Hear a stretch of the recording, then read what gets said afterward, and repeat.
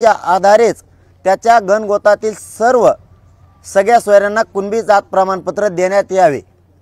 सगळ्या सोयऱ्यांची व्याख्या उदाहरणार्थ आपल्या मराठा समाजाच्या नजरेतून अशी, मराठा समाजात पिढ्या परंपरेनुसार गणगोतात लग्नाच्या सोयरीकीत जुळतात त्या सर्वच सोयऱ्यांना कुणबी जात प्रमाणपत्र देण्यात यावे। जिथे जिथे मराठा समाजात गणगोतात लग्नाच्या सोयरीकीत जुळतात त्या सर्वच सोयऱ्यांना नोंद सापडलेल्या मराठा बांधवांच्याच नोंदीच्याच आधारेच कुणबी प्रमाणपत्र सोयऱ्यांना देण्यात यावे अशी व्याख्या सोयऱ्याची दिलेली।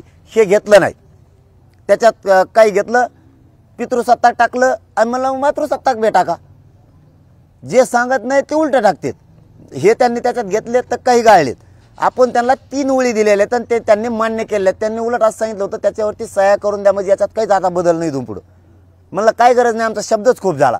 या 2 ओळी, आता 3री ओळ आपण अशी दिली होती, ज्या मराठा बांधवांची कुणबी नोंद सापडली नाही अशा मराठा समाजातील सर्व व्यक्तींना ज्या मराठा बांधवांची नोंद सापडली आहे त्या सापडलेल्या नोंदीच्या आधारे नोंद न सापडलेल्या मराठा बांधवांना त्याच्या गणगोतातील सगळ्या सोयरा समजून सर्वच त्यांच्या सोयऱ्यांना कुणबी जात प्रमाणपत्र देण्यात यावेत आणि हे त्यांनी मान्य केलेलं आहे। ह्या ओळी घ्यायच्या सोडून 3रच घालतात आणि तिकडे बातम्या देतात की याला तोडगा निघाला। काय तोडगा निघाला रे? किती नोंदी दिल्या?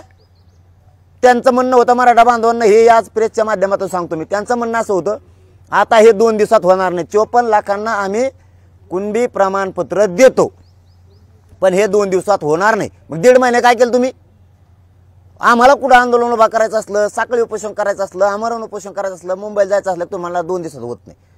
मग त्या याच्यात काय केलं? गिरीश महाजन साहेब म्हणले होते आपण 23 डिसेंबरला बीडमधून घोषणा केली 20 जानेवारीची मुंबईची, ते म्हणले मुंबईला यायची गरजच नाही तर आरक्षण दिलं म्हणून समजा। का नाही दिलं?